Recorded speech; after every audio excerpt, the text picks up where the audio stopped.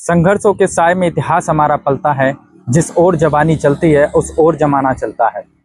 नमस्कार दोस्तों, मेरा नाम है आशीष धनगर और आप देख रहे हैं आपका अपना channel the Ahilya Dastak. India और एनडीए के बाद में जो देश में सबसे बड़ा मोर्चे के तौर पर यदि देखा जा रहा है तो वो पीडीएम है। जी हाँ दोस्तों, मैं बात कर रहा हूँ पल्लवी पटेल और असदुद्दीन ओवैसी के द्वारा बनाए गए मोर्चे पीडीएम।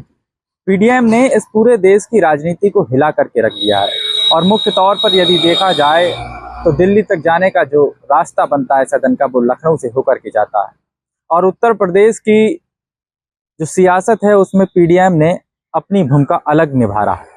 पीडीएम एक मजबूत मोर्चे के तौर पर देखा जा रहा है क्योंकि इसमें पिछड़े समाज के लोग और अल्पसंख्यक समाज के लोग शामिल कर दिए गए हैं और तमाम छोटे छोटे दल लगातार इनको समर्थन दे रहे हैं।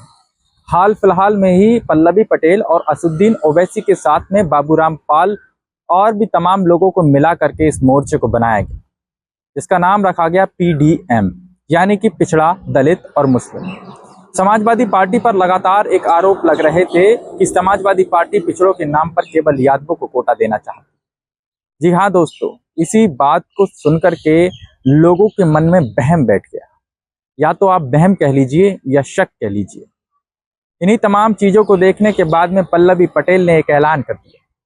पल्लवी पटेल ने यह ऐलान कर दिया कि जो लोग इंडिया और एनडीए गठबंधन से बच गए, यानी कि जिन लोगों को इसमें भी नहीं लिया गया, हालांकि मोटे मोटे तौर पर यह कहा गया था कि एनडीए में बहुत सारे दल शामिल कर लिए गए, लगभग 31-32 दल शामिल करने के बाद में कोई ऐसा दल बचा नहीं जिसको एनडीए में शामिल ना किया गया। लेकिन वहीं दूसरी ओर यह भी कहा गया कि बचे कुछ दल, उन दलों को इंडिया गठबंधन में शामिल कर दिया गया है। इंडिया गठबंधन मुख्य तौर पर यदि देखा जाए तो समाजवादी पार्टी और कांग्रेस के द्वारा कहीं ना कहीं मुख्य भूमिका निभा रहा है।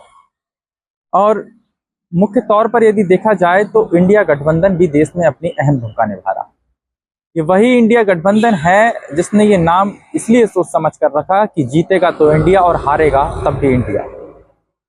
इस बात से मीडिया के चैनलों पे बहुत बड़ा फर्क भी पड़ेगा और इनने तमाम रणनीतियों के तहत एक ऐलान ये भी किया था कि जिन मीडिया चैनल्स ने इनके पक्ष में वीडियोस नहीं दिखाई, इनके पक्ष में बोले नहीं हैं, उन मीडिया चैनल्स को इन्होंने अपने लोगों की तरफ से ब्लॉक भी कर दिया।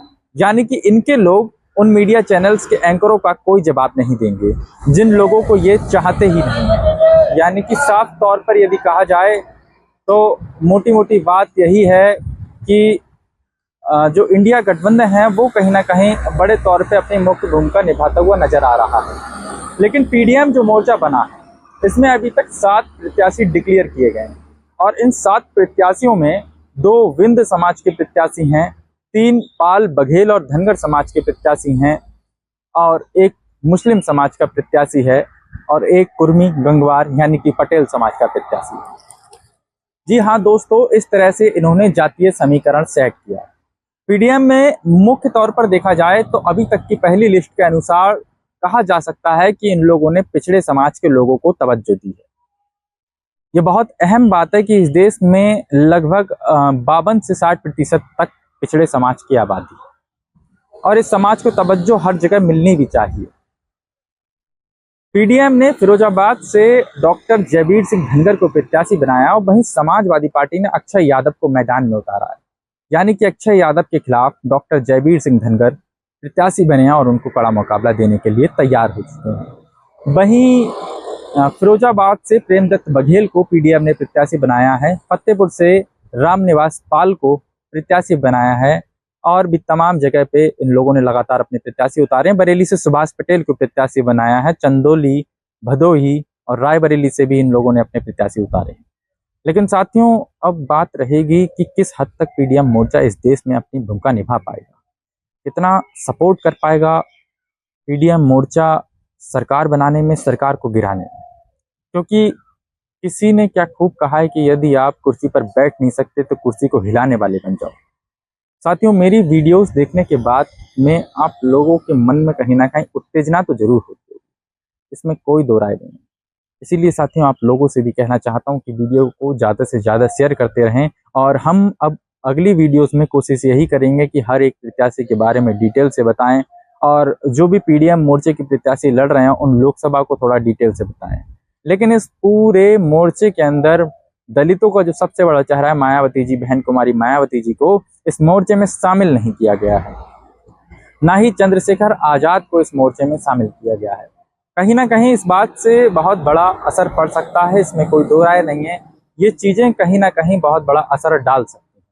लेकिन अब ये देखने वाली बात रहेगी कि पीडीएम मोर्चे को बहन कुमारी मायावती जी और चंद्रशेखर आजाद को शामिल ना करने पर कितना घाटा और फायदा होगा। ये तो खैर बात की बात रहेगी। साथियों, इसी तरह हम वीडियो को बनाते रहेंगे और हम फिर मिलेंगे एक नए वीडियो, एक नए टॉपिक के साथ में। तब तक के लिए जय हिंद, जय भारत।